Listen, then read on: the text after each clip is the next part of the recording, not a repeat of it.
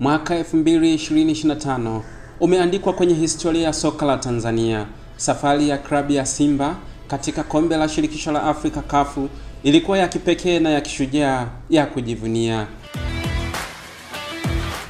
Ilikuwa tarehe 2 mwezi wa 4, Simba wakikabiliwa na Al Masry ya Misri kwenye robo finali ugenini.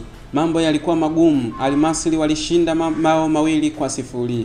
Wadau wakaanza kupoteza matumaini. Lakini tarehe 9 mwezi wa 4 ndani ya uwanja wa Benjamin Mkapa, Simba walionyesha ukali wao. Mabao 2 kutoka kwa Eli Mpanzu na Steven Mkwala yakaweka mambo sawa. Hatimaye kwa mikwaju ya penalti, Simba wakaibuka kwa ushindi wa penalti 4-1.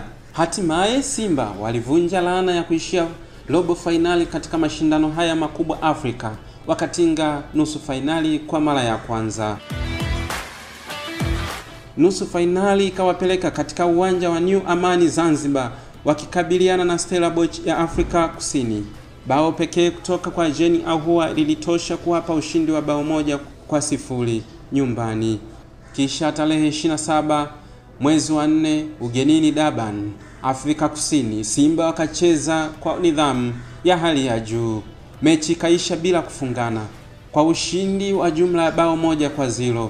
Wekundu wa Msimbazi wakaandika historia mpya, fainali kwa mara ya kwanza.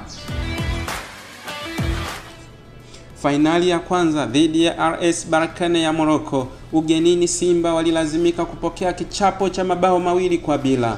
Tarehe 25 Mei, fainali ya mkondo wa pili uwanja wa New Amani Zanzibar, Simba wakijaribu kurudisha matumaini. Bao safi la Ambundo Mtale likaamsha shangwe uwanjani, lakini RS Berkane wakasawazisha na kuhitimisha kwa ujumla ya mabao 3-1 na kuzima ndoto za Simba kuchukua ubingwa.